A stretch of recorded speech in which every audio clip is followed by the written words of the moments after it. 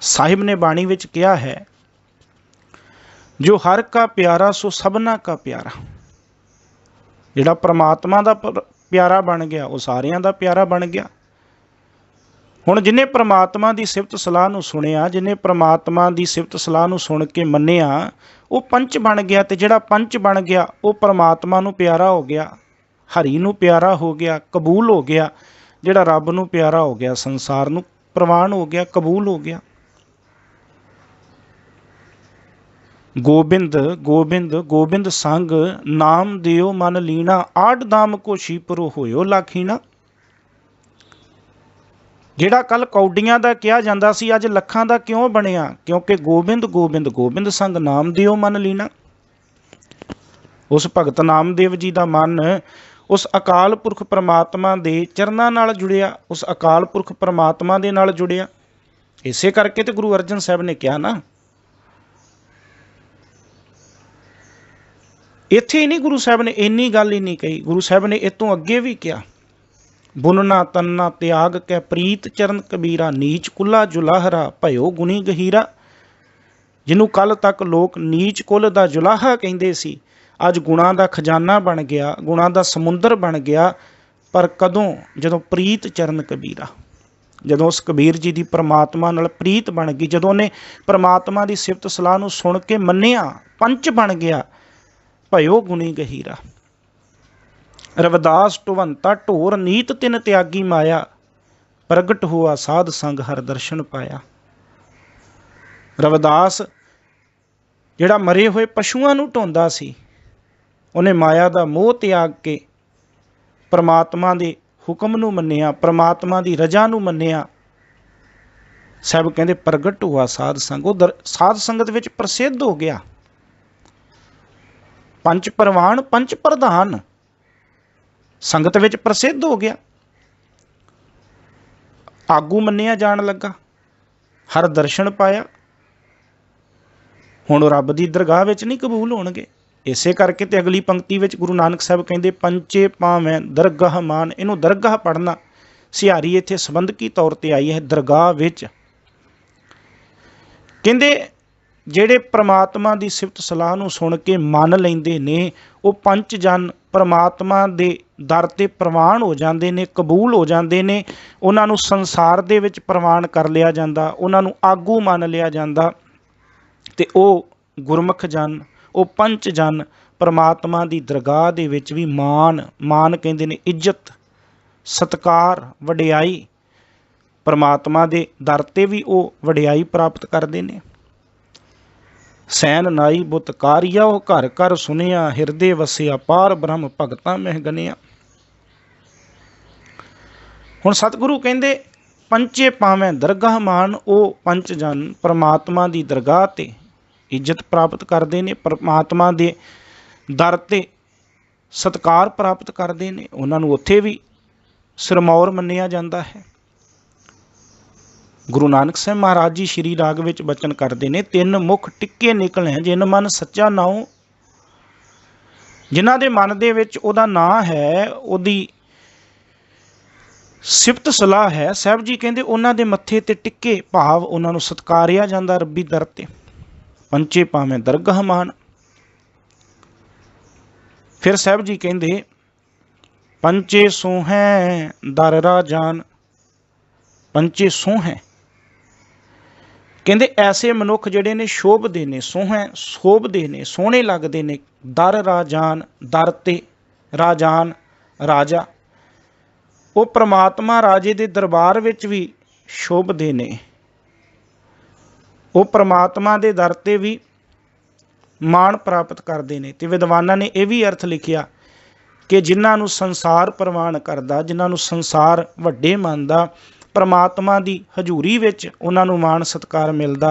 ते जिहड़े इत्थे वड्डे वड्डे राजे ने, सिरमौर लोक ने, कहंदे उन्हां दे दरबार दे विच भी उन्हां नूं वडियाई शोभा मिलदी है। पंचे सोहें, वो पंच जन राजियां दी महफल दे विच भी, राजियां दे दरबार दे विच भी शंगार बनदे ने, शोभदे ने, उत्थे भी उन्हां नूं शोभा मिलदी है।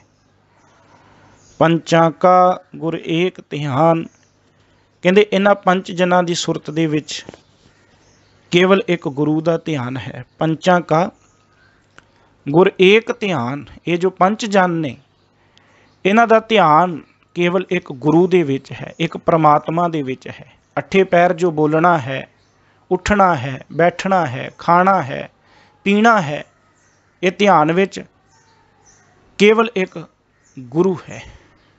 उठदियां बहिंदियां सौंदियां जागदियां खांदियां पींदियां ध्यान विच परमात्मा है। मनुख का ध्यान जिस पदार्थ जिस वस्तु विच जाएगा ना, जीवन शक्ति उस पासे ही उहदी लग जाती है, उस पासे नूं चली जाती है। ते सहजे सहजे ध्यान दे राही जद शक्ति जाया हुंदी है, व्यर्थ जाती है, बाहर चली जाती है, तो मनुख अपने आप दे विच कमजोरी महसूस करता है। किसी एक वस्तु पदार्थ के उत्ते बहुत लंबे समय तक ध्यान जोड़िए तो बाद विच कमजोरी महसूस होएगी। लगातार कोई किताब पढ़िए, अखां नूं कमजोरी महसूस होएगी। कन्नां दे नाल लगातार कुछ सुनिए, कन्नां नूं थकावट महसूस होएगी। शरीर नाल कोई लगातार काम करिए, कमजोरी महसूस होएगी। लगातार जदों किसी चीज़ नाल काम कीता जांदा उदों थकेवा महसूस हुंदा है, कमजोरी महसूस हुंदी है। वो भावें ध्यान दे राही होवे, जीवन प्रवाह दे राही होवे, जीवन शक्ति बाहर चली गई, कमजोरी आ गई। पर एक परमात्मा है, जेकर उस दे नाल ध्यान जोड़िए, परमात्मा दी शक्ति मिलनी शुरू हो जाती है। परमात्मा दी ताकत, परमात्मा दा ज्ञान, परमात्मा दे गुण ये मिलने शुरू हो जाते हैं, बशर्त परमात्मा दे विच ध्यान जुड़िए। संसारिक तौर ते अपनियां इंद्रियां नूं जिस कारज विच लंबा समा लाइए थकावट महसूस हुंदी है, साडे इंद्रे थकावट महसूस करते हैं। पर जदों उन्हां इंद्रियां नूं परमात्मा दे वल जोड़िए, परमात्मा वल ध्यान जोड़िए, उन्हां नूं शक्ति मिलती है, इंद्रे मजबूत हुंदे ने, परमात्मा दी समर्था प्राप्त होनी शुरू हो जाती। इस वास्ते सतगुरु जी कहते कि ये जो पंच जन ने, ये जो सिरमौर ने, इन्हां नूं सूझ आ गई, इन्हां नूं समझ आ गई, इन्हां दा ध्यान केवल एक गुरु दे विच है, एक परमात्मा दे विच है। ये अपने ध्यान नूं खिंडाउंदे नहीं, ये अपने इंद्रियां नूं संसार दी शक्ति विच खचित नहीं करते, ये अपने इंद्रियां दी शक्ति नूं निरंकार दे वल जोड़ते ने। इस करके इन्हां दा ध्यान केवल गुरु दे वल, केवल परमात्मा दे वल जुड़िया रहिंदा। पंचां का गुर एक ध्यान। इन्हां दा हुण ध्यान केवल गुरु दे विच है। हुण गुरु जी विषय नूं बदल के बयान कर रहे ने कि अजिहा नहीं कि जेकर कोई पंच हो गया, गुरमुख हो गया, संत हो गया, तो हुण करते दे करने दी वो सारी विचार ही दस दे। ये तो नहीं कि जे उन्हें परमात्मा बारे जानकारी लै लई, परमात्मा बारे समझ लै लई, हुण सब कुछ ही दस दे। जिवें उदाहरण लईए कि एक पुत्र अपने पिता दे बहुत नज़दीक है, हो सकदा उन्हां दा पिता पुत्र दा रिश्ता मित्रां वाला होवे, एक दूसरे दे बहुत भेत जानते होण, पर यह तो नहीं ना हो सकता कि वो बच्चा, वो पुत्र अपने पिता दे बारे बचपन दा जन्म किवें होया, बचपन किवें बतीत कीता, बचपन विच किवें खेडे, ये सब कुछ दस दे।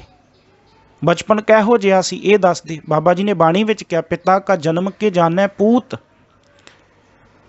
पुत पिता दे जीवन बारे किवें, बचपन बारे किवें दस सकदा, जन्म बारे किवें दस सकदा।